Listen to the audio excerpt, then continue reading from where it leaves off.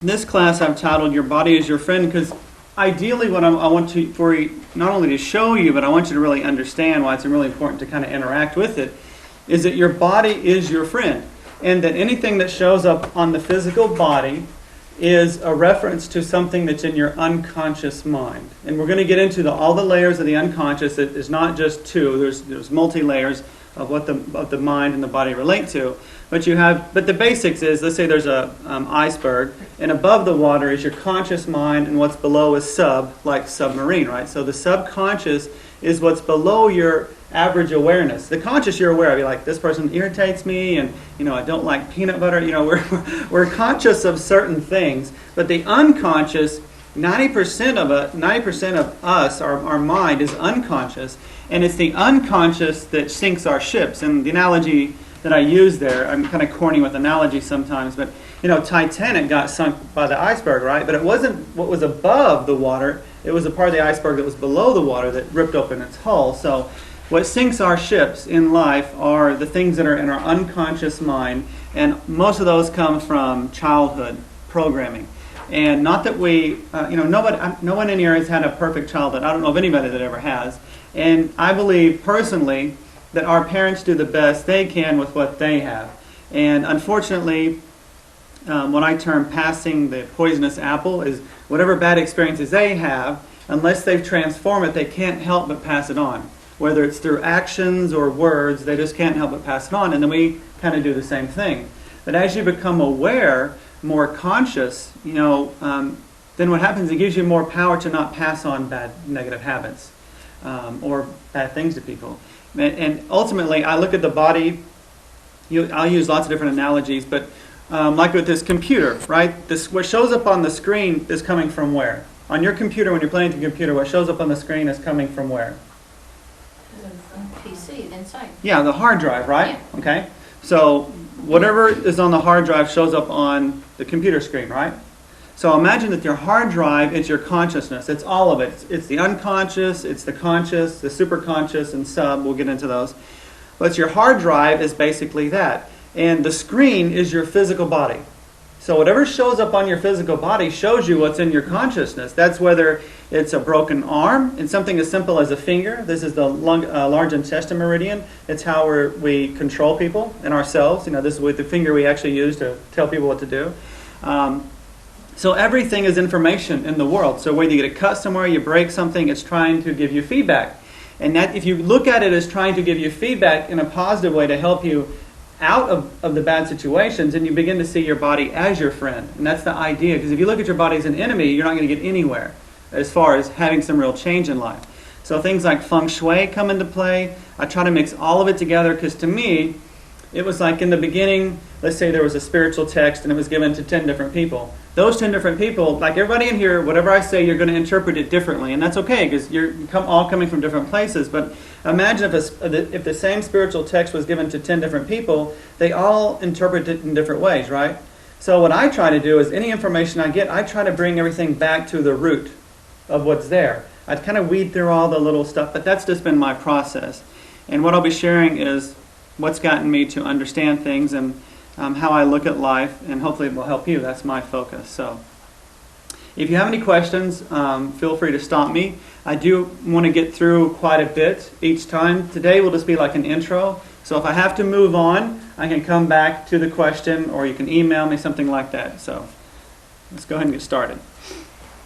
So I dedicate this to living free from the bonds of ourselves and others. And other people control us, and we also control ourselves. And if you're aware of where our control issues are coming from, then you can break free. You can break free from the restrictive bonds that you don't like in your life, So. Is there any way you can't make that any bigger? Let's see.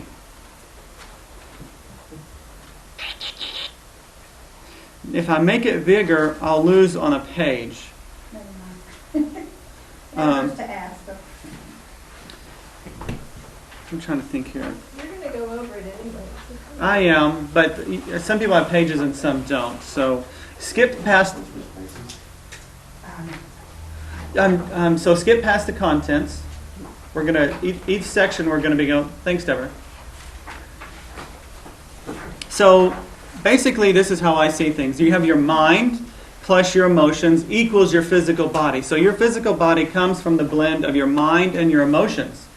And why I broke down, and this is crazy, if you haven't had any contact with me before, you may think my spelling is a little crazy, but I'm spelling in ways that I see codes in words, and I'm always like decoding things. So if you look at the word emotion, it's emotion. Emotions are basically energy in motion, and emotions are meant to guide us through life. That's all emotions are meant to do. But what happens is we get programmed to not, like say we can't let our sadness come free, or we can't express our anger, so we bottle it up and we don't let it move us like it's supposed to, and it messes up our life. So mind plus emotions equals the physical body. And basically, illness and pain are a mind game, so we can control and change almost everything. We had some really, I would say, miraculous things just in tapping, removing issues. Like, Joyce, what about your knee? My left knee, I came here. And she came to, we do tapping groups, like the EFT tapping. Yeah, that was my first experience, and this knee over here used to swell and not be very mobile if I used it a lot. And so after that session, that was, I don't know, over a month ago. Yeah. I don't have that issue anymore. We were just simple tapping on meridian points. Yeah. First time she showed up, and so things can happen like that. That's great when that happens, but sometimes there's layers, just like an onion. So sometimes it's really great when things like that happen, but sometimes it's a process, and you got to keep going. You can't give up. You got to have the determination to get what you want. So pain. Pain is the messenger of the mind and the consciousness. So here's that analogy of the iceberg again. Pain. My body hates me. The body is our friend and is always trying to help us by guiding us. Most people view the pain as the body not working like it should. So typically when we get pain, we get angry at our body, right? So instead of saying, okay, you're trying to tell me something, now I'm mad at my body or pissed at my body because now I have this swollen knee and I can't walk and it hurts. But instead of going, okay, what is this trying to tell me? What information is this giving me back? Because remember, the body is the screen. So like on a computer screen, if you've got a virus in your computer, it's going to show up on the screen, right? You're going to be able to interact with it. And how do you interact with the hard drive? The keyboard, right? And the keyboard is the energy system. So simply like tapping, EFT. Have you all heard of EFT before? The tapping on the meridians? No? That's okay. But the tapping on the meridians is a way of tapping into that keyboard. The chakra system, all those are related to different aspects of the energy body. And the energy body is the interface between your mind and your body and your spirit. So whenever something shows up on the body, we should look at it as what is it trying to tell us instead of, why are you hurting me? Because the body's not trying to hurt you, it's trying to show you something. I even take it to the degree, if you have a car wreck or an accident, even the injuries where you get in a car wreck is still information because it's going to hit, like if 10 of us in here had the same car wreck, same trajectory, got hit broadside, every one of us is going to have a different reaction to that, even if we had the same movement and everything, because it's the weakness in our energy field that's going to show up the problem. So even an accident like a car wreck will show you feedback as to what's going on. Like shoulders represent responsibility. So if you're struggling with responsibility, you can have shoulder issues. Not that that's always the case, but I'm going to show you, it's really fluid. It's not really written in stone. So the body is not our enemy. The truth is that every pain we have is a symptom of something happening on a deeper level. So anything that shows up on the physical level, just like anything that shows up on this computer screen, goes much deeper than just what you see on the surface. So what you see in my physical body, what you see in my life, is based on something much deeper. And we cannot hope to change this in a positive way. I can't hope to change my body or my life until I really do the deeper work, which has to do with emotions and the mind. When you start changing that, then everything else changes too. So it's like a seed. If you plant the seed deep in the ground, it's going to flower. But it's going to be what's in that seed that shows up. And you've got to pay attention to what those seeds are, what that consciousness is. Symptom. Pain or illness is always just the tip of the iceberg, like I talked about the Titanic.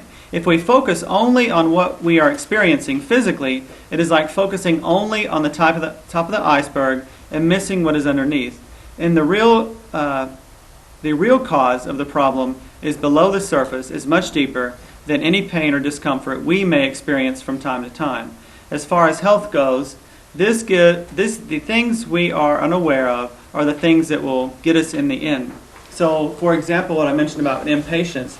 Let's say that you have an issue with impatience. You hop in your car and you get irritated like road rage. That's something that you're conscious of, but the things that affect us most and the things that affect our health more than what's conscious are the unconscious things, the little records that play in the back of your mind over and over and over. For example, let's say you had a father that was focused on work and not too in tune with his feminine side, so he wasn't really empathic. So he would come home after work, be kind of angry, and then, not meaning to, in blindness, because, ignorance is where darkness comes from. So when we're not aware of something, we can do harm to others. So he comes home and he says negative things to, let's say, his little girl that's dancing around the living room. It's like, will you stop that horrid noise? And you hear that enough and enough and enough, the child begins this, like a program, what I call it, basically how you program a computer, that whenever she gets into this mode of feeling free and expressing herself, she gets that negative feedback, then basically that teaches her to not be free to do that. And the bad thing about that is that carries all the way through life until it is changed. So this girl would grow up to be 20, 30 years old and still have that same issue. And when you get older, you don't have the same circumstance when you were younger, and it actually begins to limit your life, and you start having more and more problems. So we have to look at the core of issues. As far as health goes, the things we are unaware of are the ones that get us in the end. I already mentioned that. We need to be brave enough to dive into the depths of ourselves and seek the truth. So the consciousness is what we see, and the unconscious is what we don't see. And the unseen is worse than the seen. And I already mentioned the Titanic being sunk by what's below it. The body. This is a quick little metaphor to get you to understand my picture. And I'm going to turn the air up. Is it still a little warm? All these human body BTUs.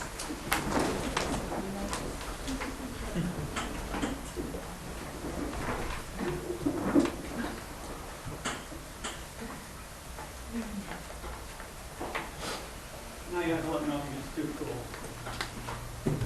Okay. This is going to be an oversimplification because we're going to go into the depths of it, but this will just give you an idea right up front, just how the body mirrors your mind, and it's really awesome. And I see deeper and deeper levels all the time. So my whole long, I guess it's been about a 16-year process. I got woke up in massage class. I was taking a massage class and had this teacher come from another Lubbock actually. He's moved away, but he taught polarity therapy and just opened my mind. I got into Barbara Brennan's Hands of Light books, and I just read. But I'm still learning layers. So it's like it's so deep. It takes a long time to get the information. I'm still getting information. But this is a very basic example. So say I have an apple, right? Say I eat the apple, I chew it up with my teeth, I swallow it down into my stomach helps churn it, right? Mix it up into a liquid that I can digest, because you don't really digest anything in your stomach, it's about breaking it down. Then it goes into the small intestine. The small intestine is where your liver and your pancreas and gallbladder, spleen all throw in these different enzymes to help you digest the food. Then whatever you don't need for like nutrition, the good things, you absorb. The bad things are sent to the colon, and then the colon you have like the ascending, the transverse, and the descending. And the colon works through all the negative stuff, and then you let it go, which is the concept of forgiveness, right? So what you can say is that, now take that analogy of an apple just being a life experience, okay? So if I eat this apple, or I take in this life experience, the same body parts are related to how you experience a life thing. So here comes the life experience. I'm breaking it down, I'm chewing it. The stomach is related to thought. And have you ever heard that term, the dog worrying a bone? Worrying a bone? So a dog will sit there and chew a bone, then turn it over, chew a bone. And that is basically, when we worry something, we're actually thinking it, we're breaking it down. And we have to do that to understand things, because if we could not worry, we could not understand things. We could not take it apart to understand it. But we can get trapped in that process because we get stuck in cycles of worry, and we call that anxiety, right? So to say if somebody's eating an apple or having a life experience and they can't digest it completely, then that problem will show up as stomach issues. So you start worrying, your spleen and your stomach will have an issue because you cannot let go of something. You cannot let it process all the way down. Then your intestines are where the small intestine is related to discernment. It's where you decide what's good for you and what's bad for you. And if you have a problem doing that, and most of the people that show up here tend to be pretty empathic, which means you can feel other people's feelings, and that actually makes it a little more difficult to process sometimes, because we tend to take the bullet for others, because it's like we know what it would feel like, so we tend to, we'll take the bullet and not hurt other people. So sometimes we don't say what we need to say, we don't stand up where we need to. And then that causes another problem. And then the colon relates to just letting the past go, letting a past experience go. And if you can't, we call that constipation, because things just don't move out of the body. And then on the other spectrum, if somebody is always trying to get rid of that experience really quickly, then that's called diarrhea on the other spectrum. So that's a real quick look at the body. So the apple is a real life experience, and we process it the exact same way. So whatever problem shows up in your body, it's telling you where you're having a problem processing life. That's the simplest way to go. But we're going to go deeper and deeper, but that's just the overall look of it. And we're going to add lots of texture onto this. So this picture I've pretty much covered. Let me just make sure.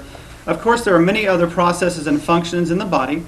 The above is intended merely to give you an idea of the simplicity with which consciousness is reflected in the body. It's all about spirit communicating to you through the body where you are stuck and what you need to do in order to grow, evolve, if you like that word, to your highest potential. The body is like a growth meter. So wherever you're stuck physically, it's telling you where you're stuck mentally, emotionally, and spiritually. It's as simple as that. And not only just your physical body, but your work. That shows you where you're stuck. Your house, feng shui, that totally relates back into, because it's really interesting. Feng shui is an interest of mine. And if you know the Bagua, which is the map of feng shui, are you familiar with feng shui? Yeah. So the Bagua, when you walk into somebody's house and you kind of lay that Bagua, which is like the compass or the map over, you could not even know that person, but you could walk in and look at their house and read how they really are based on the feng shui. Because we unconsciously do the same thing in our physical reality that happens in our physical body. So whatever shows up in our reality, because everything outside, everything my eyes see are what's on my computer screen.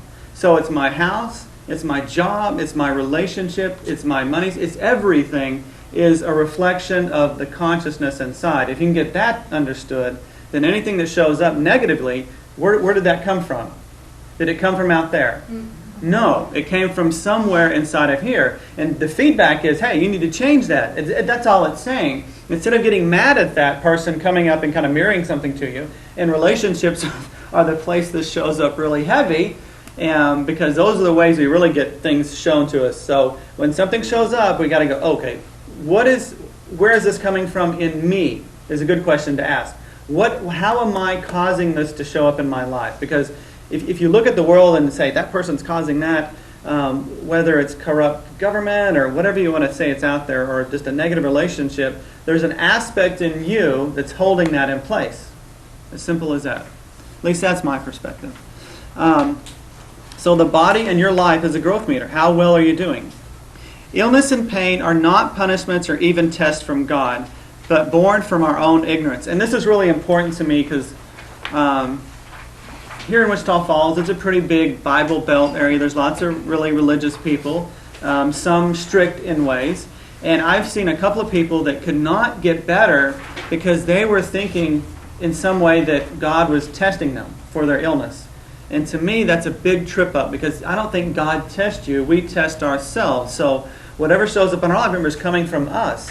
And it's a shame when I see people that can't get past that concept that God is not punishing them, because they'll hold on to a pain and not do some things to get better. There's a deeper process to that, and I'll uncover it for you. But just be aware that I really don't think physical things that show up bad in our life are punishments from God. It's just the reality of reflecting where we're missing inside. And really, anything negative shows up is trying to get you more in sync with Spirit, more in sync with God, if you like that word. To me, I'm not picky about the word. Jesus, God, Buddha, Allah. To me, they're interchangeable, because it's like 10 different people looking at the same information. They're all going to interpret it differently. And to me, when we get caught up on, and I try to use loose terms sometimes, but like as soon as I say Jesus, we already throw our mental concepts onto that, right? Or I say Sophia, which is the feminine concept of that. We start throwing our projections and our judgments on them, and that separates us. So to me, instead of what religion is meant to do is connect us. And if you look at the word religion, always means like doing something again, right? And religion relates to the ligaments in our body. And what do the ligaments in our body do? They connect. So religion basically means to reconnect. That's all it's about. But we were never separated to begin with. It's just the concept, right?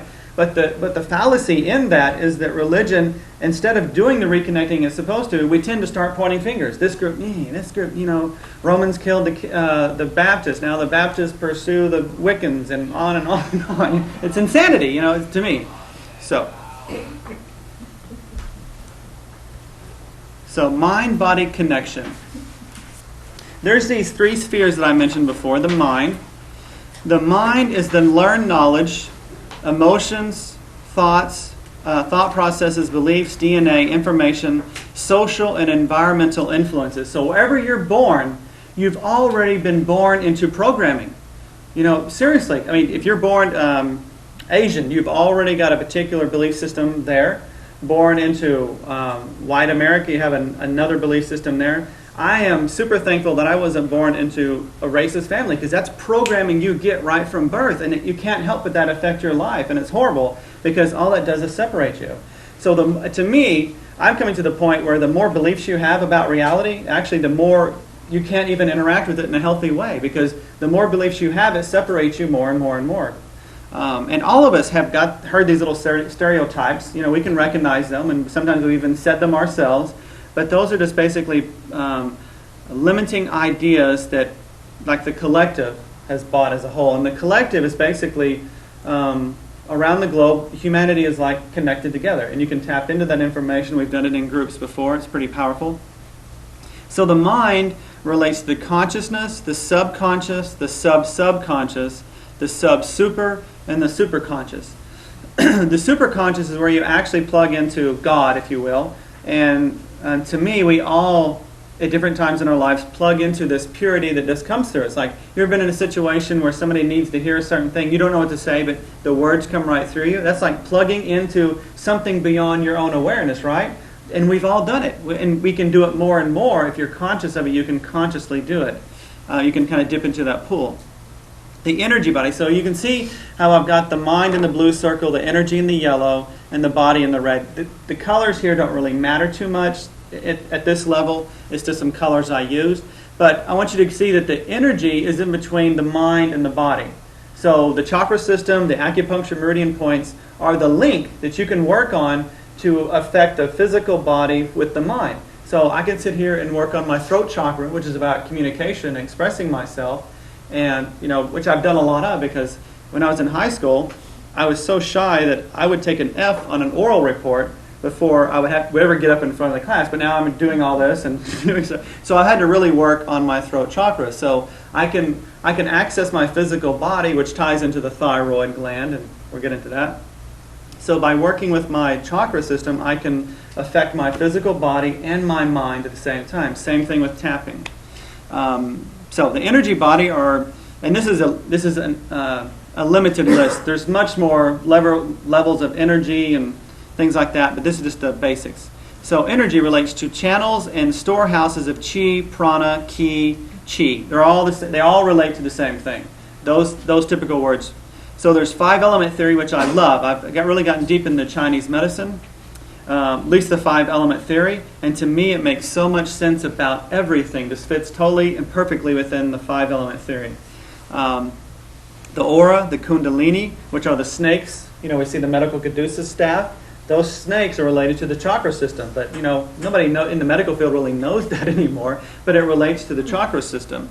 The orbital sweep, which is another aspect of energy. Wei Qi. Wei Qi is an energy force that goes inside the body about 2 inches and outside about 2 more. And this is what martial artists develop to break bricks, because you're not really slapping your physical hand against a brick or a piece of wood. You're developing this Wei Qi. And sometimes you're not even really taught that, but you're giving exercises that do develop it. And the stronger it is, I've seen people that iron shirt.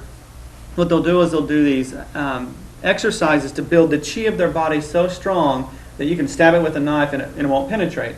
A powerful thing. Has anybody ever seen the Tibetan monks that do all the crazy movements? And I saw one where they were up on stage, and let's say Edie's one person, and he takes this very sharp spear and he sticks it in a piece of wood, takes the wood off, and then he has the other person kind of put the foot on the spear, and he puts that spear right on his skin of his throat here, and just bends forward, and the spear breaks, or bends at least.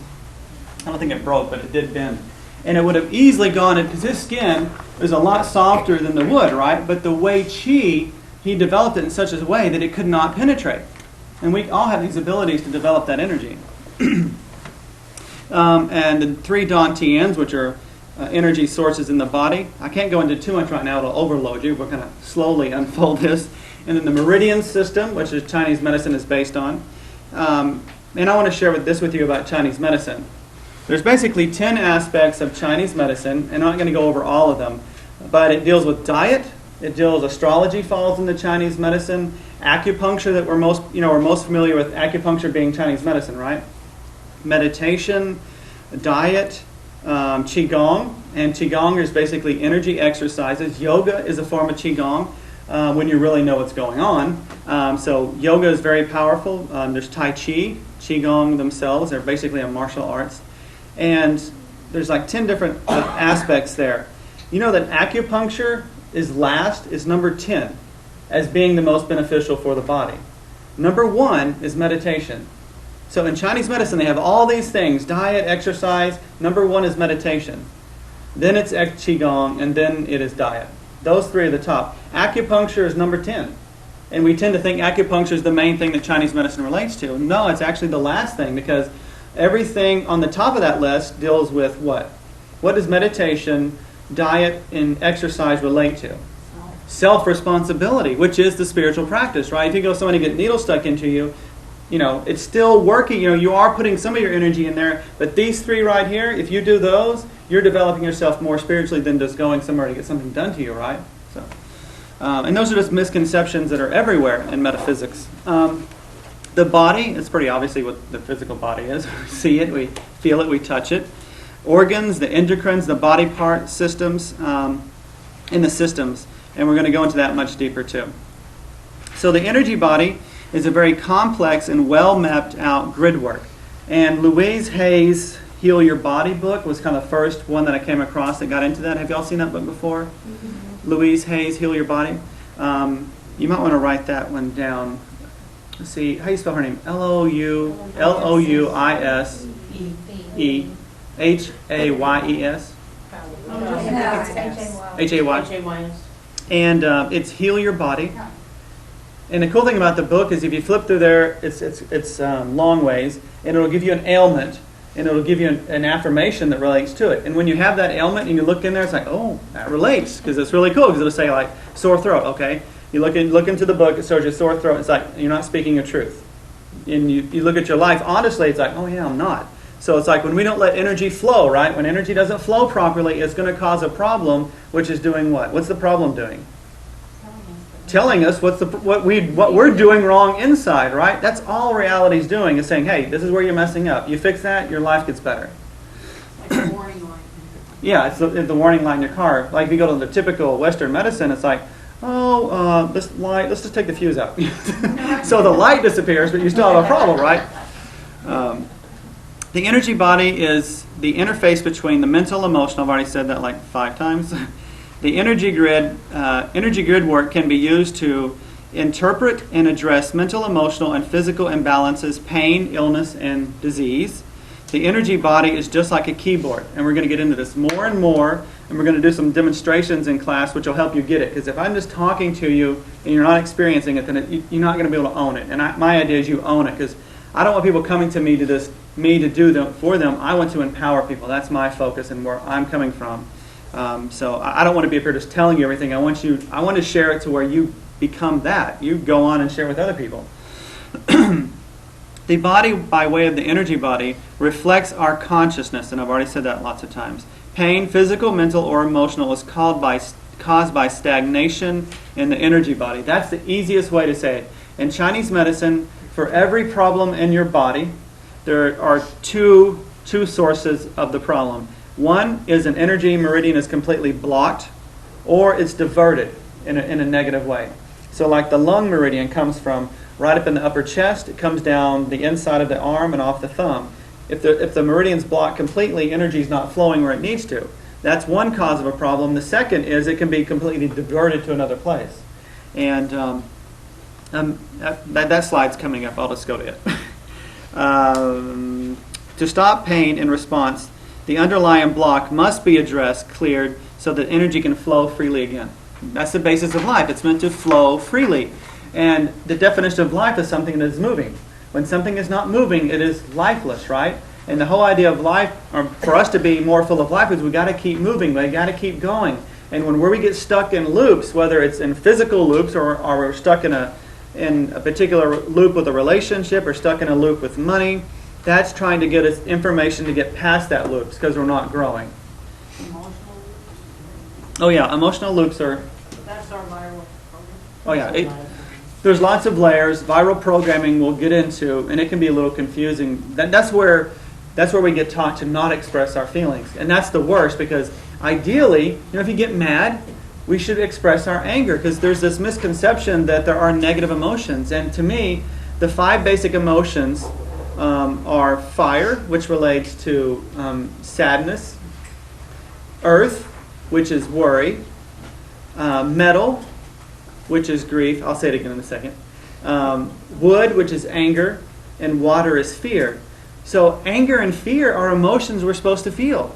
Because if you didn't get angry about something, anger is supposed to make you change. So if you see somebody doing something wrong to someone, you get angry, it's supposed to push you to change. So it's positive in a way. And fear, sometimes you need to be aware of things. So the whole New Age misconception that some emotions are bad is really wrong in my opinion and can get you into trouble. Because emotions are meant to just move you through life. And if we let them move us without any resistance, then we're better. But, we say our dad, for example, we can program ourselves because we see we have an angry dad all the time. Then you start to suppress your own anger to the point where you can't express yourself. And you can't direct the people and the things and work with reality like you need to because you're afraid of being like whoever. And that keeps you from flowing and being a natural being. And DNA is really interesting because DNA is another physical component to this whole picture. And Bruce Lipton, he's got a lot of information coming out now. Bruce Lipton, Cell Biology, he's got lots of videos. You can go on YouTube and probably watch just about everything. But he's the one that's brought out the information that we can interact with our DNA and we can turn genes on and off. That means literally that we can turn an illness off. Or we can turn something off in the body. It can even be an ancestral habit, what we would call a genetic problem. And we'll go into this deeper later, but epigenetics basically means that you can rewrite your DNA. So you could not have any high cholesterol in your entire family, but if you start eating a really high-fat diet for a long period of time, you will program yourself to have a high cholesterol issue, and that will set in the DNA, and then you can pass that on to your children. It's just the way we can rewrite things. The good news is you can write out the negative and put in positive. The main thing that I want to get about on this page 4 here is that we typically look at the body as, let's say that this is a cell. Okay, my hands are a cell, and the cells are 3D. They're like a round orb, and they all have tons of little antennas on the outside. It's just not smooth. So if something comes along like a vitamin C molecule, it'll dock onto the outside of the cell, and the cell goes, oh, I know what that is, and it opens up, it lets the C in, and it knows how to process it. Well, we do the exact same thing with reality. So men, I'll kind of put this in a generic way. So if you had a bad experience with men, if a man comes along to your life, to your outside wall, which is around you, right, you're going to have that automatic reaction to men. In a negative way, if you have that negative programming. Did that make sense at all? I think I need to re-say that once more. So just like your cell has these antennae over, and like say a vitamin C molecule comes along and lands on it, the cell goes, oh, I recognize that, and I know how to process it. From our childhood programming, we learn how to deal with things, and that's stored on our hard drive. So when we see something that comes along that reminds us of something that we experienced as a child, it sets off the same chain reaction. And if that's a negative chain reaction, then you have to address that to get out of the negative habit into a new one.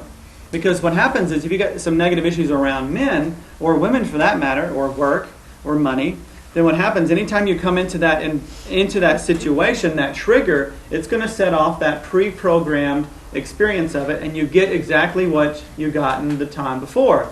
So you can't break out of the loop. So you got to change the old tape and pattern to get into a new habit and a new life.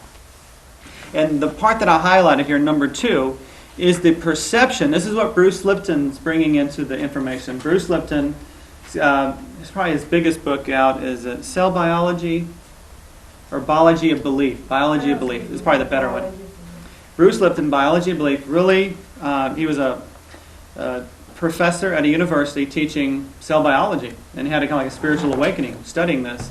And you can find him all over YouTube, all kinds of information.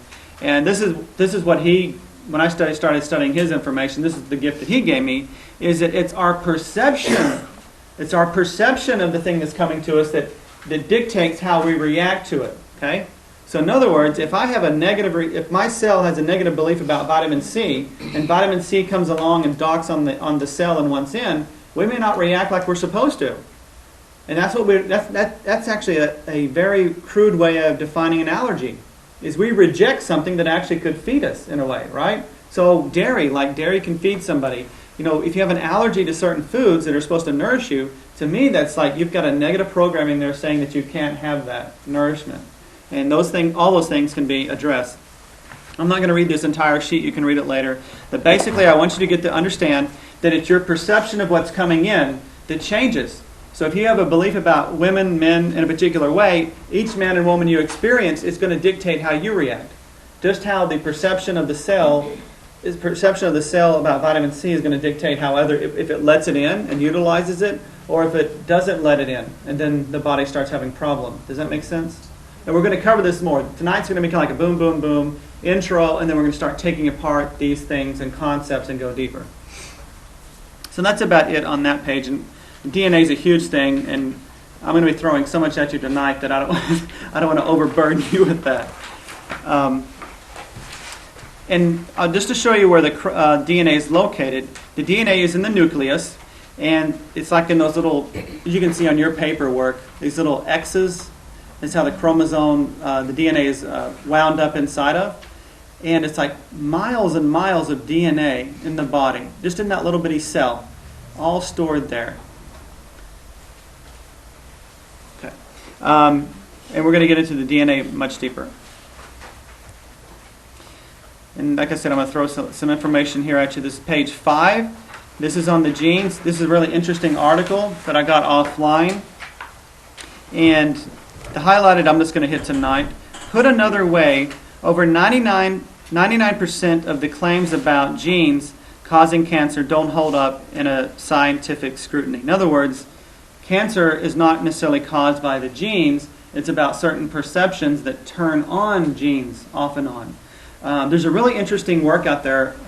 Dr. Sheldrake, he's an English doctor, professor, and he's done some study. It's called morphogenic fields. Anybody heard about morphogenic fields?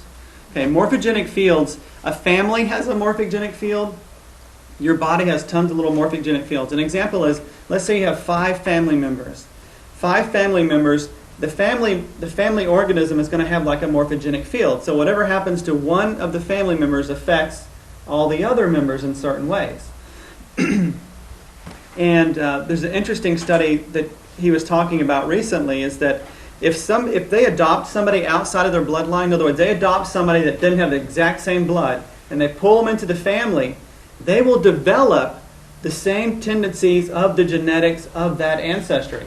That is crazy, because it's going off the morphogenic field. In other words, the consciousness alone is setting off and setting certain genes, because that child didn't come to the same bloodline, but they will have. So if this family unit here has a history of heart issues, and the family that the adopted child came from had no heart issues, putting the child in there, being adopted, the child will pick up the propensity just from the energy, the morphogenic field, and it will affect the DNA. That's insane to me. And we're starting to get more and more understanding of this as scientific information grows and we can go deeper and understand more.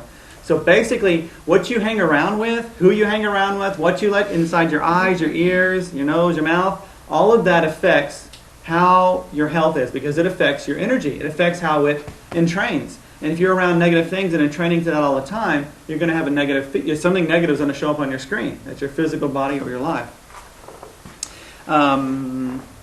Let's see if I want to go over this part. It also diminishes the importance of avoiding smoking, boosting vitamin D consumption, increasing exercise, and engaging in other smart lifestyle improvements that directly reduce cancer risk. What they're saying here is that not that you need to go out there and smoke, or that you shouldn't think about not smoking, but if it's related to consciousness and perception, smoking or not smoking isn't going to necessarily prevent it or make it happen. It's if that gene in your body gets set off with the consciousness. So And consciousness transcends all those. Yes, consciousness. Yeah. Consciousness is the key. Consciousness overrides the emotions and the physical body. So we can try to change the physical body. We can go for a massage and they say we have a particular muscle that's sore and we work on it. It feels better for a little while, but what doesn't usually come back, right? Because there's a pattern there. You can get cancer cut out, but it can come back because the underlying issue hasn't been removed completely. So it's going to keep having an issue until you remove the core root, the core seed. The consciousness has to do with intelligence of children too. How a teacher sees a child is how that child moves. Mhm. And even True. with our children, Right. that's the way it is. If we have this negative feeling about, this child's not going to be able to perform in this or whatever, it's not going to happen. It's a very powerful thing. Yeah, it all plays and dances together. And the more that you become aware of how you can influence other people, you become more aware of your actions, which, the spiritual person to me is someone that needs to be very aware of how their interface with other people affects them, and you become very conscious of what you think, what you say, and what you do around others, because even your thoughts affect people beyond how you know. Most people here have heard my little story about the yin and the yang. The yin and yang is not just two-dimensional. Y'all probably seen the yin and yang like this, right? It's actually three-dimensional. It's flows. So at nighttime, there's more yin than there is yang, like in daytime. So the yin and the yang are fluctuating all the time. Inside your body, the heart, everywhere it's fluctuating. Well, I painted this ball, and I'd taken pictures in different directions, and I was in the office there, and I was taking time, putting the sheet together like I'm always doing.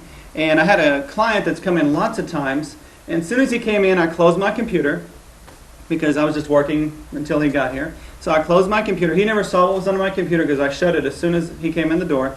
And we went into the office there, and I have like this acupuncture chart that has a little yin and yang on it. And we're talking as usual, and he does this kind of squinting thing and looks towards that chart, and I go, "What are you looking at?" He says, "That little yin and yang symbol." You know what happened? He walked into my mental field of me. This is quite literally how it happens. He walked into my mental field of me working on the yin and the yang, and it entrained him to the yin and the yang. So when he saw that, it was drawn to each other. That's how people know these things. That's how commercials are done. They're meant to affect your emotions, your mind, and they entrain you. Like Snuggles, the little Snuggle guy with the detergent. Why would, who are they marketing in that commercial? Women, right? Okay, not little kids. So why would they put a teddy bear in that commercial? Because he's so lovable. Right. They put the teddy bear in there to represent a cuddly little lovey child that giggled, right? Because he even giggled like a child. So it's a subconscious program that says, if you buy Snuggles, you'll have all this kitty love. So there's lots of programming going on there that you have no idea about. And we'll get into that later too. So DNA is not as locked into time and space as we think it is. It is all mutable, which is pretty cool. That means we can change the negative things that are in there.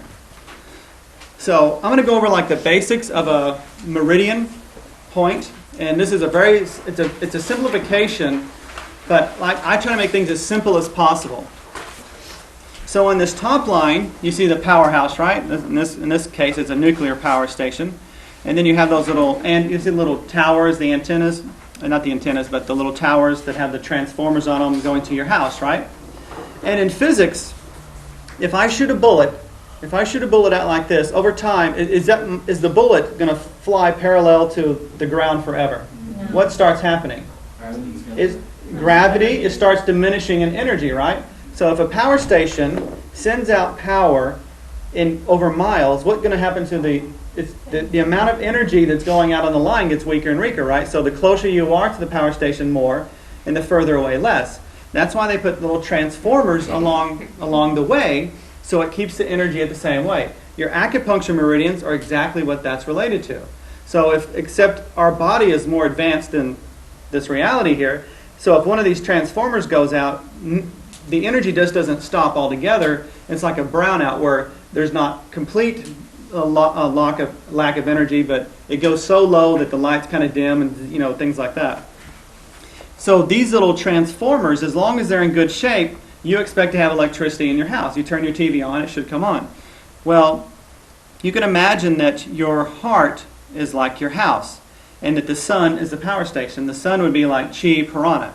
So as you're pulling energy into the body, those little transformers along the way are your acupuncture points. And what they're doing in acupuncture, in the Chinese medicine, is they're putting these needles into these little points to open them up if they're blocked. That's all that acupuncture is doing. They're opening those channels up, or they're closing them down if there's too much energy going through. So that this energy coming in, you get, like the power station, 220. When you get to your house, you should have 220 volts. Is it watts or volts? I think it's volts. And if you have energy coming in from God, the universe around you, when it gets to your heart, you should have 100% of the energy. If you get 30% on a day-to-day basis for a long period of time, what's going to happen to that particular part of the body? Whether it's the heart, the lungs, what starts happening? Diminish. Yeah, it starts to degenerate. And that's what we call illness, and eventually that becomes a dis-ease, and that's a disease. So hypertension is one example of that, which is high blood pressure. There's lots of different, and there's not just the heart meridian. There's 12 major ones, but ultimately there's hundreds of meridians. But that's a real simplification, is that what we're going to be working with within the energy body, by the time we're done with all this, is that we're going to learn how to interface with clearing these meridians for ourselves. So you don't have to go to the acupuncture meridian guy. You can, but you can learn to deal with this and work with your own keyboard, right? You've got the screen, you've got the hard drive. Why not play your own computer, right? That's what we're going to be working on. These pictures on 7 and 8, and these are very crude pictures, but it's going to give you the example of how the meridians flow. And the color scheme we're going to go over more and more. Fire is typically red. So fire is red. Next color, if you're going in a circle, I've got one here. Yeah. So this is fire. You ever seen the little pentacle before the star, right? Wiccan. This is also Chinese medicine. It relates to the 5 elements in reality. So we need 5 elements to make something alive. So we have fire, which is red. Fire feeds earth. You know what people do when they want to replenish the earth is they burn the crops, right? Okay. Fire feeds earth. Earth is where you typically find metal, precious metals, crystals, iron, things like that. Metals, they perspire. They create water. Water feeds wood. And then wood does what for fire? Feeds fire, right? It's a complete circle. So that is called, and we're going to get into, I'm throwing in extra information here, going out of, like I always do, but this is called the generating cycle. Okay? And then you have the inside star. The star is the controlling cycle. Because if things just grew, it would lose its structure. You need the inside star-shaped structure to hold things together. And the inside star structure is yin. It's the feminine.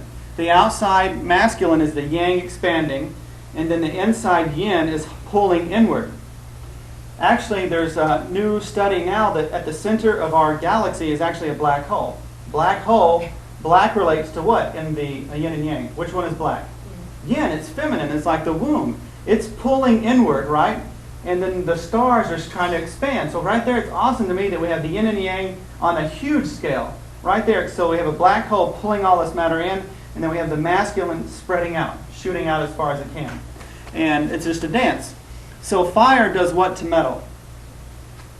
What can melt it, right? And so that means fire's controlling. It's not feeding, right? It's taking the power away from metal.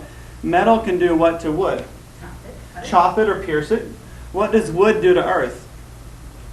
If you don't have grass in your front yard, what happens to the dirt? It goes away. So the wood grows into the earth and it controls it. Earth does what to water? If you want to stop something from flowing, what do? You put a dam, right? And then water does what to fire? Puts it out. So it's a control system. You need both. If there was just masculine, it would get too big and too messy, like a dinosaur. They had to get bigger, their brains got too small. That's what the joke about men is. They can expand, but then their brains don't go with them and they fall into trouble. And then the yin can get stuck in their own cycles too. So we need the dance of yin and yang, male and female. It's how the universe works. And when you become in balance with that, your life is more harmonious and there's more joy. So the whole idea is to be in flow with the dance of life, with the yin and the yang. And we're going to go over that. So like your heartbeat, contraction, expansion. So it's yin, yang, yin, yang, yin, yang. Then you have your lungs, yin, yang. So you have this yin and yang all over the body happening like all over. So it's like these little flashes of light happening all the time. And then in a year's time, I call that the one heartbeat of the planet. Okay? So in summertime, it's yang, right? It's hot, everything's expansive, and everything's going out. And then what happens in the wintertime? It goes back in. And then in the summer, so 1 year is the heartbeat of the planet, which is really cool to me. And think about the trees. What happens in the wintertime? The leaves fall down, right? But imagine that there's an essence coming from Mother Earth to feed a tree. So in the summertime, it comes out, it expands out, and there's leaf growth. In the wintertime, it retreats back into itself, and then the leaves fall off, and then in the spring, it comes back out. So again, it's a dance. At night, in the daytime, we go out of our houses, right? So we're going out, which is yang. And at nighttime, what do? Go in, but what do we do? What do we climb into? Which is the womb. We crawl in, we get into the covers. It's like going back to the womb, right? And then we wake up, and every morning should be like a rebirth. If you have no programming, you're in a new reality every day. But unfortunately, we have so much programming, it doesn't necessarily happen like that. But ultimately, it could be just like that because it's a new birth every day. When we get out of our bed in the morning, it's a symbolism of coming out of the womb. We're reborn, which is a pretty awesome concept to me. It's a new day. Every day is new.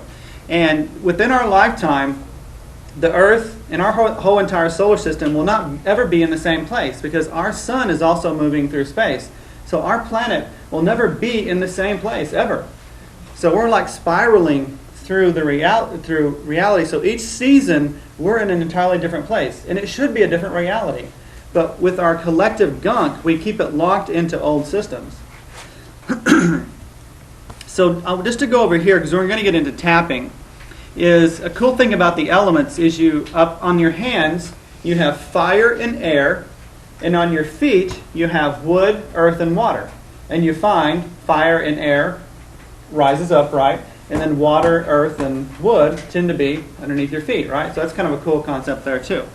So these two fingers are air, lung, and we're going to go this over and over, because I totally do not expect you to memorize this, because it took me years to do it. So our thumb is lung, and the meridians on both sides of the body. So this is the lung, and this is the large intestine, the colon, and they're partners. Have y'all ever heard of Mudras before? Like in India, the Mudras, you see the statues doing different hand placements? Yeah. What is this one here? It's just a simple one. Okay, right? It represents that air is coming in and things are going out like they should. Going out the colon, coming in, and it's okay. I mean, literally that is a mudra that you could use in your daily life. You're focusing on something. You can play that. Yeah. And then you have your middle finger, which is pericardium, fire, your ring finger, which is triple warmer, Then you have your heart and your small intestine. Those are all fire, okay? And we're going to go into this deeper and deeper. And there's lots of different meaning. Your ring finger, for example, is related to your thyroid, your adrenals, and your digestion. And it's your passion, because if your thyroid's low or your adrenals are low, you have no passion. So when you marry someone, you're taking that ring, which is like a little chain, if you will, and you're saying, I'm not going to spread my passion around with anybody else. And when you flip somebody off, that's actually related to emotional sexual energy, because the middle finger is the heart, the sac that surrounds the heart. It's the pericardium. And when men typically go on blood pressure medication, they become impotent because it blows that meridian. So literally, FU is right on for that finger because it relates to sexuality. So to me, we use these symbolisms all the time, but we've lost the fact of how accurate they really are. And we're going to go into these different maps over and over. So we have lungs, large intestine, pericardium, which is your emotional heart, triple warmer. Then you have heart and small intestine on the one pinky finger. And we're going to go over the flows later on. Page 8. These are on the toes. And your big toe is liver and spleen. The stomach toe is the second toe. And the third toe really isn't associated with any meridian. It can be associated with the stomach, but it's not, typically. And then your ring toe finger, for lack of a better way to call that, that is your gallbladder. Your pinky toe, and this is on the page 8 there, and your pinky toe, or your little toe, is the urinary bladder. And then the very bottom of your foot is called bubbling brook, and that's kidneys. So if you get and part of your homework is going to be like writing down your scars. So if you can remember when you got a certain scar on your finger and go back to that time period, it's always going to relate to what that meridian relates to. And we're going to build a picture. So you won't know everything tonight. You're going to kind of do your homework blind. And then when you come back next week, I'll give you some information about what everything relates to. So, but I want you to do it like a blind study. So if I tell you everything up front, you'll miss something. So. And then when we come back next week, we'll go in depth with it. And these lines that you see running over the body are basically how the meridians flow. Like the gallbladder, this huge green one that goes all over the head, goes down the side of the body, zigzags, and it goes off the ring toe, if you will. And when you're thinking and studying on something, where do you usually touch? Yeah. It's like you'll do it unconsciously. So you unconsciously are always doing your keyboard. And one time, remember the group, not everybody here when we did this class, but it was on conscious languaging. And when somebody's talking, you can tune into what they're really saying by what they touch or what they do. Like the muscles in the neck relate to stomach. So if you're talking, this is just a basic one. There's so many layers here, but this is always a handy one. If you're talking to somebody and they kind of start doing this number, or they're like, or touching their neck a lot, if these are stomach muscles, and you're talking to somebody and they're doing this, what would that maybe indicate to you, if you're paying attention? They can't stomach what you're saying. Yeah, they can't stomach what you're saying. Either they can't understand it, maybe you got to say it a different way, or it's upsetting them, and they don't want to swallow it, right? They're like, so they're avoiding it. And so there's all kinds of language that we do that we're talking to everybody 24/7, I guarantee you. And if you know what to look for, you can see the language. Let's go to page 9. And when I understood this part here of emotion, it really kind of changed my life. And I don't see my problems in entirely the same way. I mean, let me put it differently. I see things in my life or problems in my life in an entirely different way than I used to. Because I know that when I perceive a problem, it's more of a mental issue than an emotional issue. And this is how we usually react to something. So let's say something comes into your life, and I'll use something kind of general. Not everybody gets affected by this, but some people do. Let's say you're driving along, you're in a really happy, good mood, and somebody pulls in front of you really quickly and startles you, and you get mad, right? Then typically we tend to go through this whole cycle of how we feel, right? Related to somebody pulling in front of you, you get mad, right? Nobody feels that at all? No? Not Usually anymore. when I'm doing this. Oh, I see. So, We love you. We learned how to release that emotion, Yeah. John. yeah. But you're right, initially they're Yeah. like, golly, that scared me, Yeah. or you could Right. hurt somebody, or you. But what we tend to, when we have an emotional reaction, where do we usually lay the blame? On them. Right, it's the person that pulled in front of us. But there's a little game I started playing with myself in different situations, like in this situation, just to give an example. Let's say someone pulls in front of you, and you get angry in the beginning, but then you say it in your head, or you realize that, hey, that person may be going to the hospital. Would that change how you feel in the moment? Absolutely. When you think so, it's like, okay, I'm not as mad, they pull in front of me, they were in a hurry. You know, they weren't just pulling in front of me to make me mad, which nobody ever does that because they don't know who you are most of the time. But we read things a particular way. So our mind is telling us how to react. So once I started realizing that our mind is in control of our experiences and our reactions, then it can really deeply change how you move through life. So I'm going to read this page here to give you more in-depth understanding. What the heck are emotions and what are they for? Have you ever asked yourself that question? Emotions are meant to move us safely through life. If you look at the word emotion, I've already said this before, you see it all. Emotion. Energy, E equals mc squared. Motion, energy and motion is what emotions are about. They push and pull us in order to direct us through life. Our emotions either move us as they are intended, or they paralyze us because of our minds. Our minds, not our emotions, are the root of our pain and suffering. So we tend to have some negative thing coming out from outside of us. We get mad and we blame the person or the event for our emotions. But that's not where it's coming from. The thing that most people miss is that our emotions are controlled by our minds. My definition of mind is the collection of perceptions, beliefs, and expectations that we hold dear to and protect ourselves. So, like in the childhood example, we learn these mental patterns to keep ourselves safe. So if we keep getting hurt, it's like, okay, I'm not going to let myself be open anymore to that person in order to stay safe. The bad thing about that is it disconnects you somewhat from life. So you want to keep open. The whole thing about life is you want to have an open heart and let things come through you, and you can transform them not those experiences beat you all up. And it's a process of getting there. But the main thing here to get is that when something from the negative environment comes to you and you have a reaction, it's not just the trigger and your emotions happen. The trigger happens, it gets filtered through your mind, and however you perceive that trigger is what sets off that particular emotion that becomes the response or the reaction. Usually it's a jerk knee reaction. And the more conscious or enlightened you become, and enlightenment is a step, it's not just like boom, you're like, oh, it's a process. It's a process of becoming more and more aware. So when you experience something, you become more aware. Next time that happens to react in a different way. So when the trigger comes along and it sets you off, or sets off that emotion, what's in the way is your mind first. And it happens like boom, like that.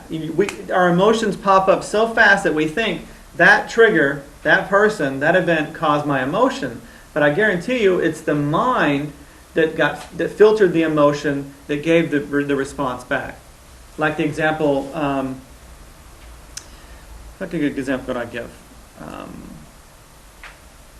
Let's say that a girl, I typically use men as a bad example, I don't mean to, but let's say that a young girl had an alcoholic father who never physically abused her, was very emotionally abusive, okay? So she has become very sensitive to the male input because it was her father, which has this loving attachment to, and then she starts hearing these negative things. It starts affecting her, not just mentally, but emotionally, because here's somebody she loves, and here's this person beating her up emotionally, not physically, but emotionally.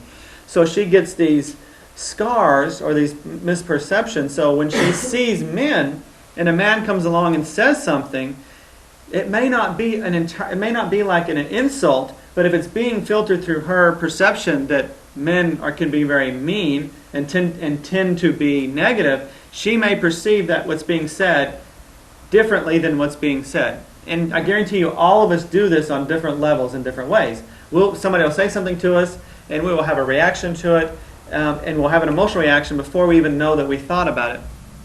A simpler example is, I don't have a word on the word chicken, but some people have the, what makes me think of A charge on word. yeah, I don't have a charge on the word chicken. And I was thinking of that movie, what is it, Back to the Future, where the main character has this big issue around somebody about being called chicken. So let's say that alcoholic father was now mean to the son, and was always calling the son a chicken and trying to, maybe the father said, I need to toughen my son up, so I'm going to be a little more hard on my son. But by doing that, hurt the son in the long run. So the father's always calling the son chicken. So he has a charge on that word. So when he hears that word, there's all these emotions that tie to it. So here's this person, and a friend of them calls them chicken playingly. He will have a strong reaction to it, whether it may not be straight out, but it'll affect him in a negative way. And it won't serve him well at all. Yeah, and if somebody came up and called me a chicken, it would have zero effect because I don't have the filter. So what I'm trying to get to is that the less filters you have within your mind, the less charges, the less things you see as negative, the more that you can have all experiences come to you and you have a positive reaction to them. Because if you have a negative charge on something, whenever you experience it, it's going to set off the negative emotion. Does that make sense? Yeah, I want to make sure. Everybody, can I get that? It's what your mind perceives that gives the emotional response, not the trigger. It's you responding to the trigger. It's your judgments of that. Then you have the emotional response and the action. And here you can see on the page how I've drawn it out. It makes it a little bit better. And we're going to go through this exercise. This isn't going to be homework tonight, but in a couple of weeks it'll be homework, where you pick like a trigger that you have a charge on, and then you work on what are your beliefs about that trigger. Because it's the beliefs which would get us. So if you believe that men tend to be a-holes, then that's going to be your perception of that until you get rid of those belief systems. And then the emotions that come from the belief system. If you have no filter there, then you have an appropriate emotional response. And it's free and it's flowing. And you can choose more freely. Because when you have a negative program there or a negative belief system, you're not free to react how you want to. Have you ever had that experience? It's like, you're getting mad about something, and part of you is like, oh, I don't want to be mad, but you keep getting giddy, and you can't escape it. That's one of those programs that get set off, and it's like it's bigger than you sometimes. Yeah, Beth? This was very profound to me the first time I went to the class, because in our horse program, we talk about recognizing whether your horse is responding or reacting. Mm-hmm. Because in a responding state of mind, they're able to think, where in a reacting state, they're trying to save their own life. So it's almost like this. It was very profound to me because they're not reasonable, they can hurt themselves and others when they're in a reactive stage, but when they're in a responsive stage, they're actually thinking through and processing it and going through it and trying to understand where they fit in this whole thing. Yeah, and So this was super profound. And that's a great way to put it, though, because you said that the animal's acting out of, what did you say, the exact words? They're reacting. Out of what, though? Out of fear for their life. Right, fear for their life. And that's exactly what we do, is because we got programmed to that particular trigger being hurtful to us in some way. Whether it's not really necessarily threatening our life, in some instances it would be, but sometimes it may just be threatening to our mood. It'll make us upset. So we have the jerk knee reaction emotion, but it's being caused by the mind, not just the trigger. So if we have a charge on that, we're going to react trying to save our lives, based on just having the experience and letting ourselves pick the response, like you said. Because the jerk knee reaction, you have no control over. It happens before you're even aware of it. You can hurt yourself and somebody else. Yeah. But if you're in the moment and something happens and it's like things slow down and you can respond, not react. Because if you're reacting, you have no willpower. And I'm sorry, how they say that humans have willpower? We have free will. Most people walking around do not have free will. They think they do. Most people do not have free will. And what I mean by that is if you've got a program, and as soon as you experience something, that program goes off, and it's not necessarily what you want for life, that's not free will. You do not have free will in that situation. So the less charge, the less negative beliefs or perceptions you have about something, the freer you are. Bottom line. So with this model, The experience is filtered through the mind like lightning fast, because our minds are lightning fast. From that, we get the emotion, and then we get the reaction to there. We typically look at the experience and the emotion only and say, that person's making me angry, right? Okay. Instead of having any responsibility there, that person's making me angry. But, what was that? Blame game. Yeah. But the game changes from the blame game. It changes once you realize, hey, I have some trigger here. And when you change the trigger, yeah, you may still have a response where maybe you don't want that person in your life, but it doesn't come in such a way that causes you negative pain. Like if you're feeling angry about something all the time, that's affecting you on a real level. Because there's actually a whole process, and we're going to go into this deeper later. But when we feel things emotionally, the hypothalamus up inside the head releases neuropeptides that tell the pituitary what to do, and the pituitary tells the other endocrine glands what to produce. Like your thyroid, it tells you to produce certain hormones there, your pancreas, your ovaries, testes, adrenals. And every one of those endocrines are tied into a chakra. So basically, your emotions control your chakras. That's pretty cool to me. So if you get in the right emotional state, like a blissful state, it's like everything opens up and works like it should. If you get into an angry, tight, or fearful place, something isn't flowing. And then you're going to get the feedback from your body in a negative way, or your environment saying, hey, wake up. Let some light in there. Let me make sure I covered everything here. Let's read through this really quick. The thing that most people miss is that our emotions are controlled by our minds. My definition of mind, I already read that, is a collection of your perceptions, beliefs, and expectations. Where our minds are stuck, our emotions push us towards growth. So that's the cool thing about reality, and how you can still look at reality as being your friend, not your enemy. Whatever shows up negative on your life, on your physical screen, or in your body is just trying to make you see something better. It's just pushing you to get something better. And the more aware you get, the more you try to get what it's trying to say to you. You know what I mean? That's what this group is evolving to more and more, is like, okay, how can I change to make my life flow better? Not how can I control somebody else or the environment, because that will never work. Yeah? Peace is not going to show up in the world by us trying to make the world peaceful. Every one of us collectively create the peace by owning it inside first. It'll never be the other way around. I already explained how it works. If our minds hold on to old outside mental programs or patterns, how can our emotions do their intended job? In other words, there's a thing that gets in the way here even more. And I'll go ahead and I'll introduce the idea, and then we'll uncover it more. So let's say you got a negative program in your childhood about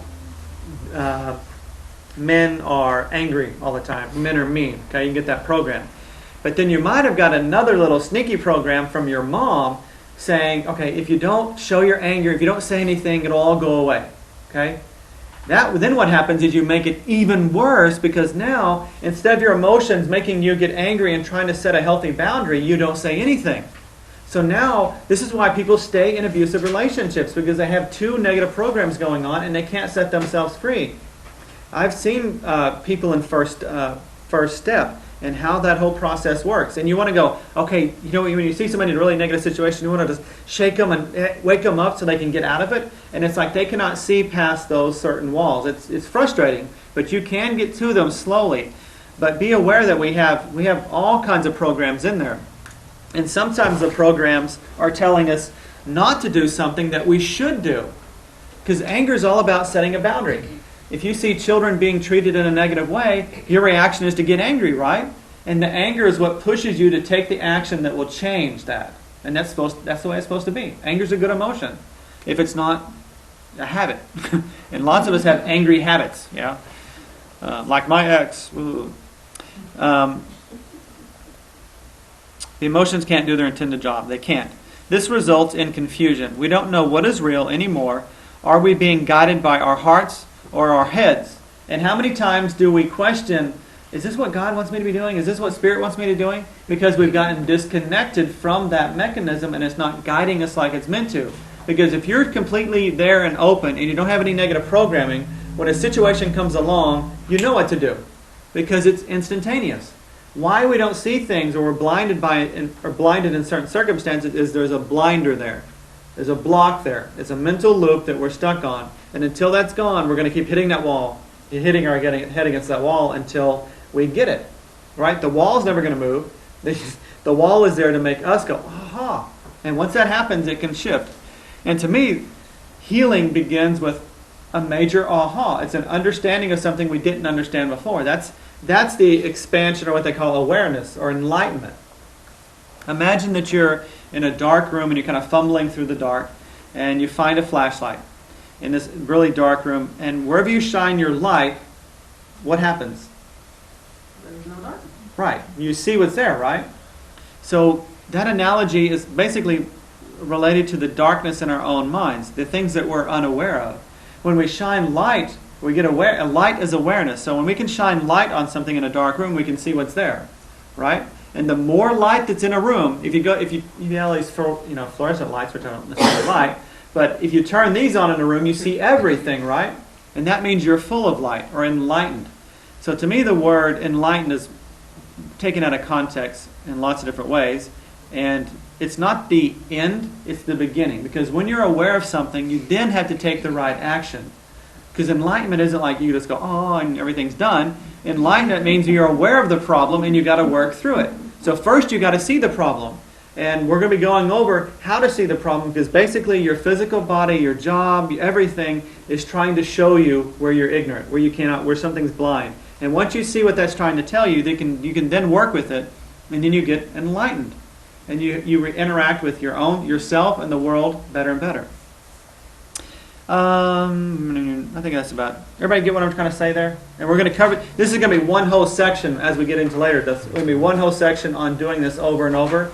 I'm going to walk you through it, give you some triggers that you have, and process it.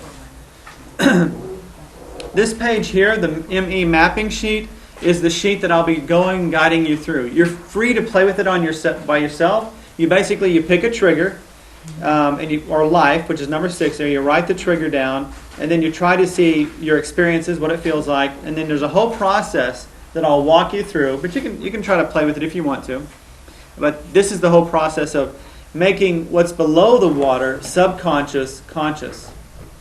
And there's actually a Zen saying that says, when the subconscious is conscious, you are free. Because all these little negative programs down here keep us from being free. And you know how they say we only use 10% of our minds? It relates to this, because only 10% of our minds are sticking out of the water. But as you work with this, you become more and more conscious. You begin to see more. I see lots more things than I used to, and everybody in life does that. You have increments. But you can actually work with it to where you're doing leaps and bounds growth, as opposed to, okay, I gained 2%. You can be like gaining awareness all the time. Like to the point that sometimes I probably sound a little ridiculous with some things I see in movies, but to me it's just from having an awareness of what's really going on. I see things in movies and go, wow, that is totally relating to what's happening in reality. It's pretty deep stuff, but we're going to get into that. And this is kind of summarizing it in a slightly different way. We have input plus program leads to our motives and gets our output. This is page 10.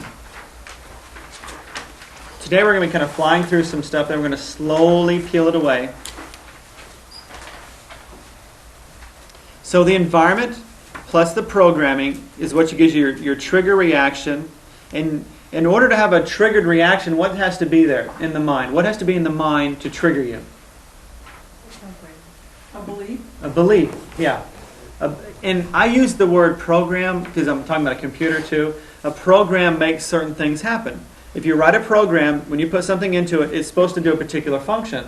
So a belief will have its own function, from what neuropeptide is released, what hormones turned off and on and on. How when you get angry, there's a huge physiological reaction within the body. It's not just mental and it's not just emotional. It's physical.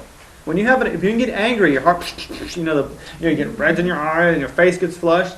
That's a real physical reaction from just an emotion. And to me, that's amazing because they both relate to one another. So an experience plus a charge. So we're going to go the charge right just to show you how it is. So here the charge is in red and being clear is in blue. So let's say you have an experience.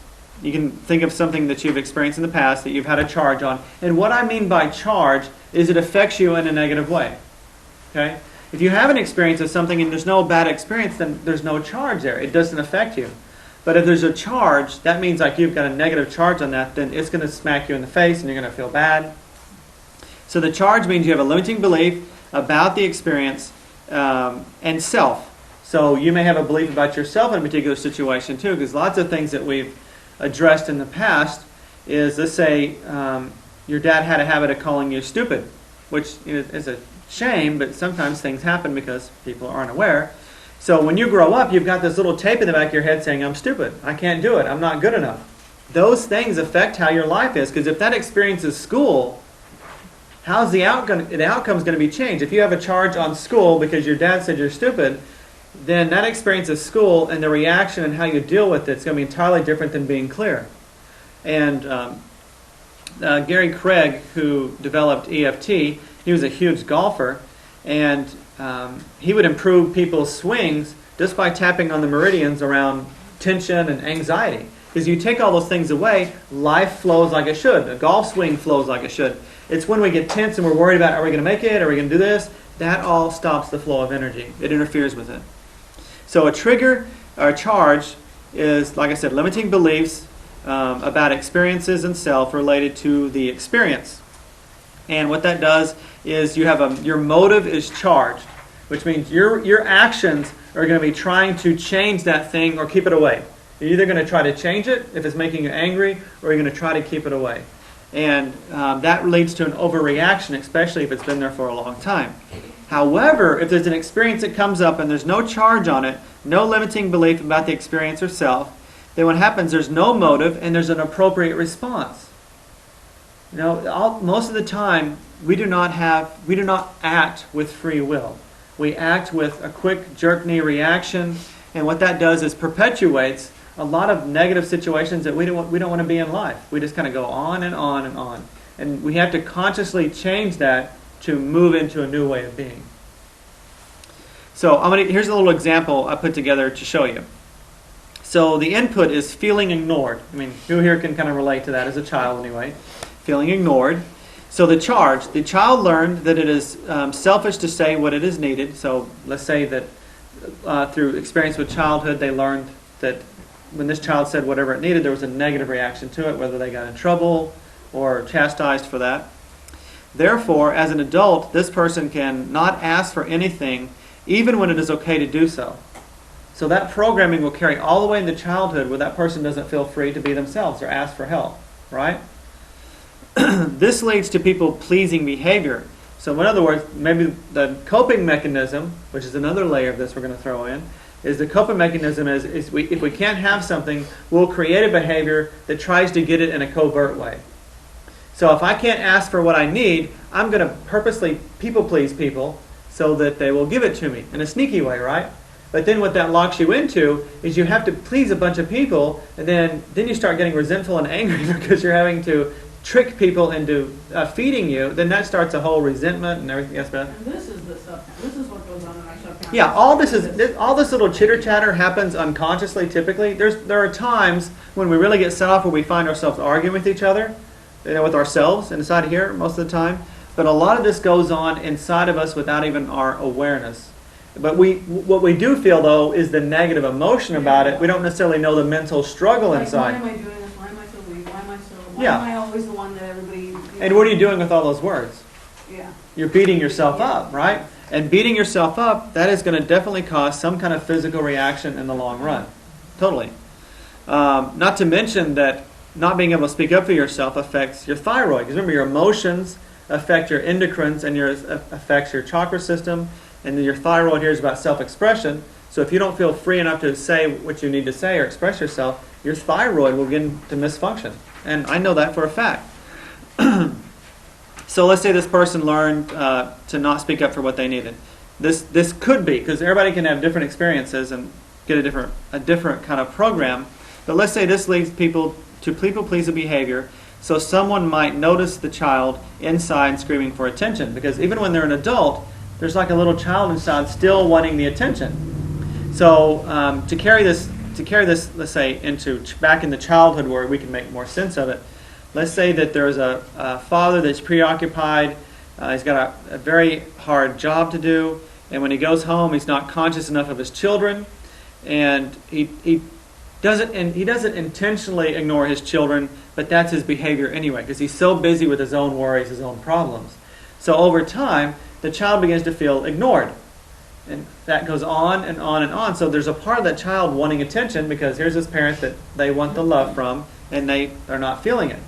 The thing about that emptiness and that pulling, it'll carry into adulthood, and they'll do that in relationships. So they'll get in a relationship, let's say it's a little girl, and they get into a relationship with a man, and they're like pulling and wanting attention, but doing it in a way without speaking up. Like trying to get their attention and people pleasing, but then they're not really honoring who they are, and then they get trapped in the end. Does that make sense? There's multi-layered different, and this is just one example of how we can get trapped. But the good news is once you see what's going on, we can switch it, and that person can be set free.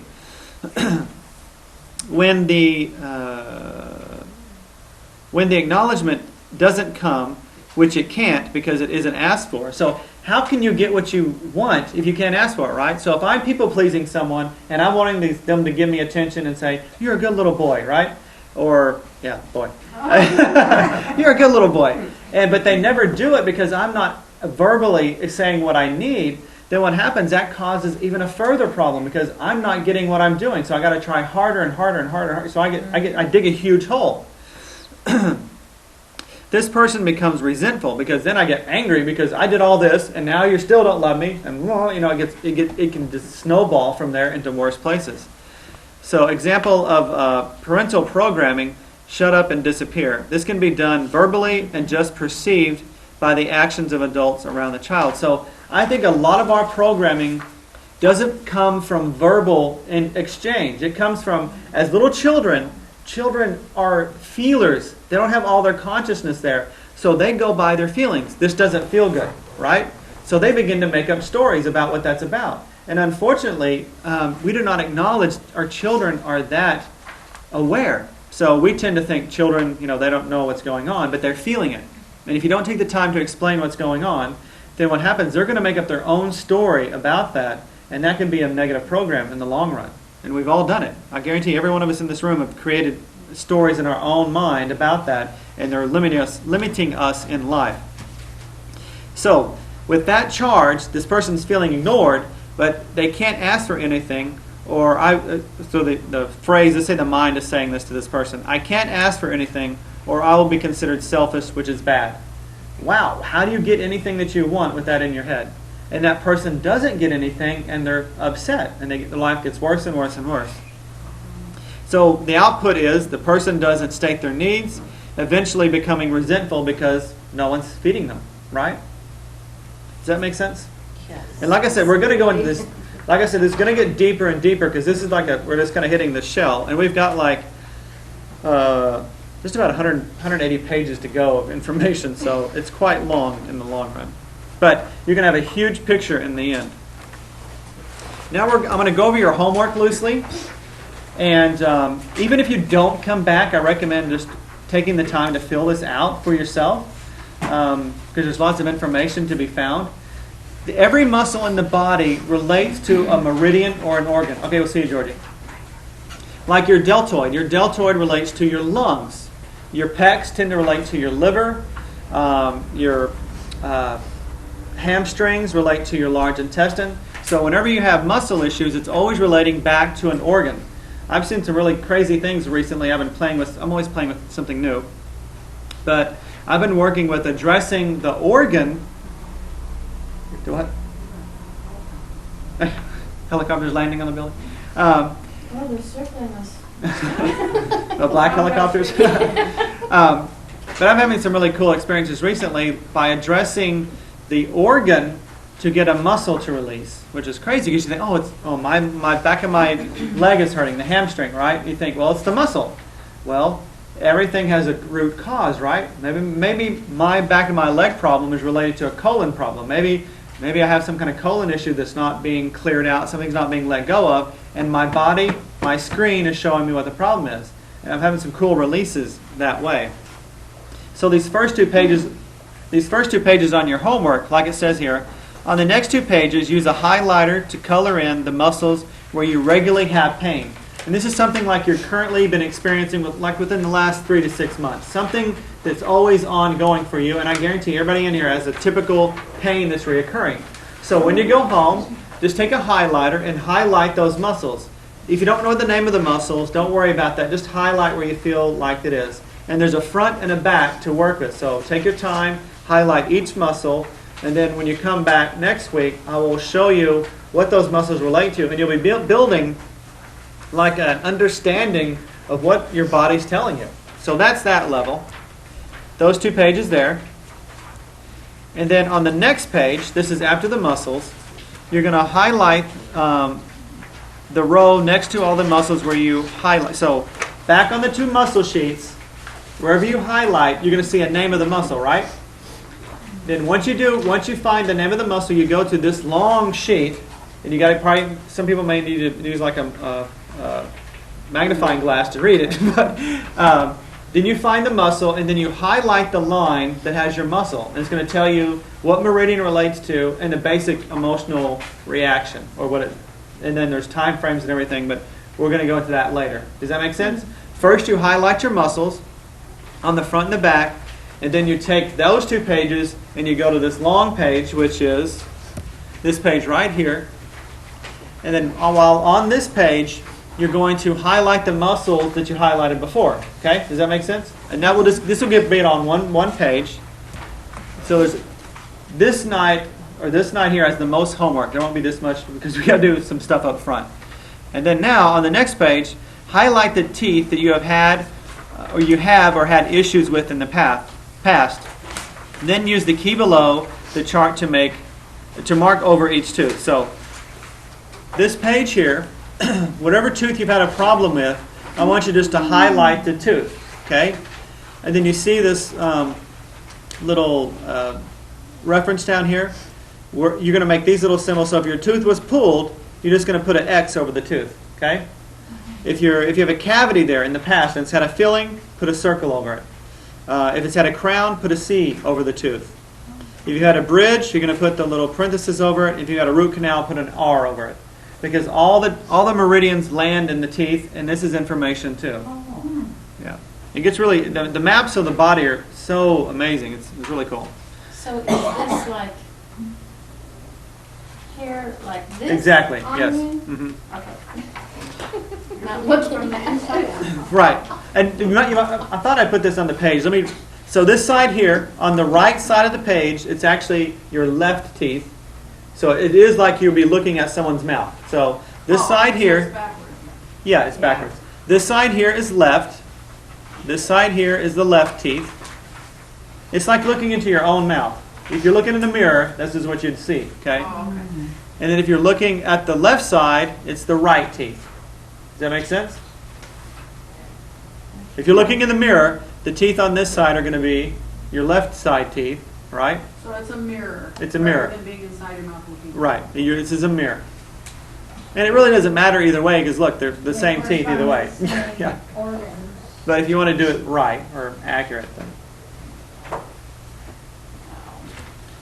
So that's that. And we have just 2 more sheets.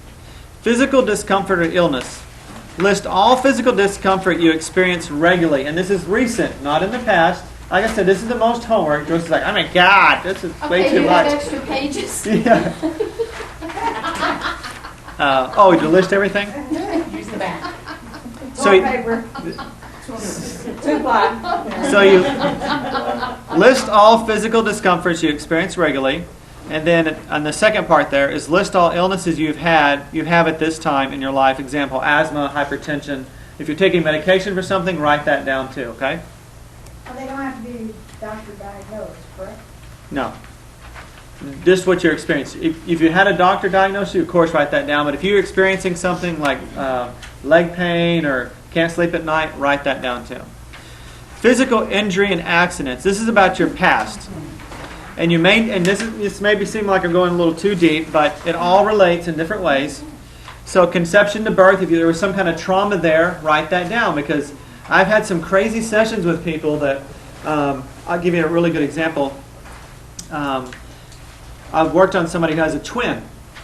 And in this kind of, I like sessions like this because you're going to get pulled in some really cool stuff. It's not just the usual like, oh, I'm just going to flip my hands on. I was working on this girl. She's in her 20s now, and she has a twin sister. And there were some issues about being fed and stuff like that. And where I went in my mind, I was working on her, and I had this flash.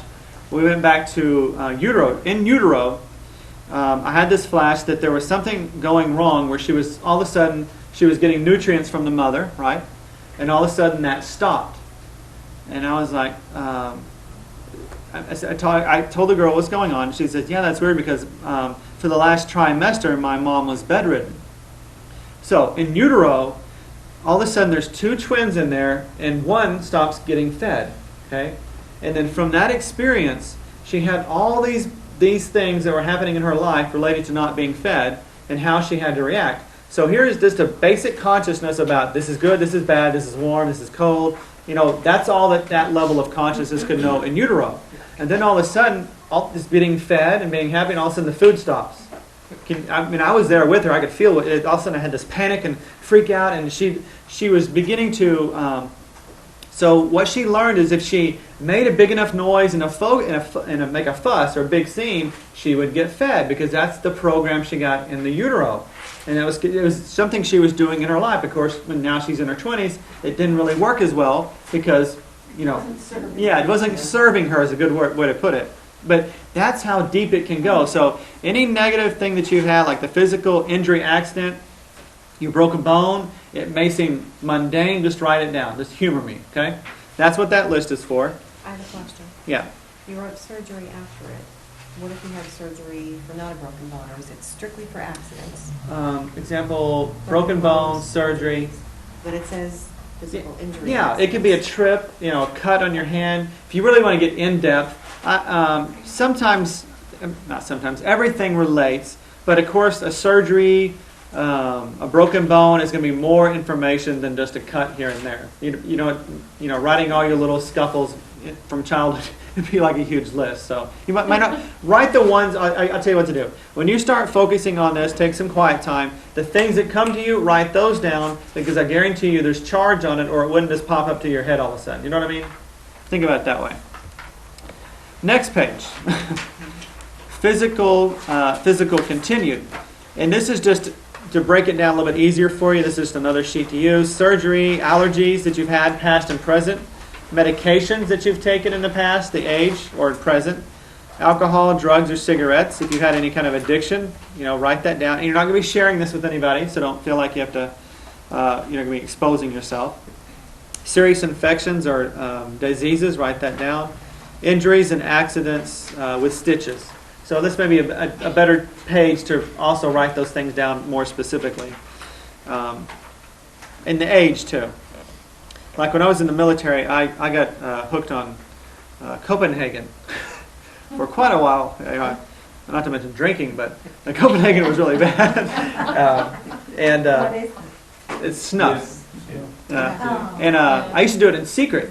So I was getting myself a negative vibe. I was saying it's nasty, it's bad, but yet I could not get away from it. So I did it in secret. After I got out of the military, nobody ever knew I dipped. So I'd do it first thing in the morning or driving home, and you're always trying to keep it secret. And I knew it was starting to burn my lip and all kinds of problems. And my mother was a dental assistant, so I heard all the horror stories when I was a kid. Yeah. So all this negativity, but that came into life.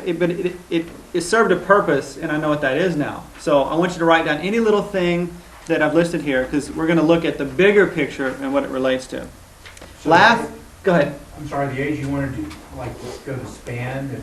Yeah. Like when I dipped it, I started to see. I went in the military when I was 18. I think I started when I was 19. And I was only just in 4 years. I just did 4 years. I didn't get a BCD or anything. I just chose to get out. Which is slang is big chicken dinner, which is a bad conduct discharge. But no, I got out good. So I just did 4 years. And I probably dipped for a total of 8 years. It took me, when I started dipping, I could not break it. It was a bad habit. You throw a can away, wake up and buy another. It was very expensive there for a little while when you're trying to quit. How I quit was when I got into meditation. When I quit. But there's a lot of other things that tied into it. But Everything is information, even any little... What if you don't remember the specific age? Could you write down a range? Yeah, just the range is fine. You don't have to worry about that. Because I'm really amazed when people remember their childhood. Like, when I was 3, my brother hit me. I remember bits and pieces of my childhood, but I don't remember like those things. I'm like always shocked. So, like Antonio said, you don't have to know the exact age. Just kind of a rough. You could even say like 10th grade, something like that. And the last page here is one that will be fun. When we're going to get into it, is you're going to write down. You're going to draw where you have scars or cuts or stitches. Okay, and you're going to just draw it on the body like it's actually where you have it. Does that make sense?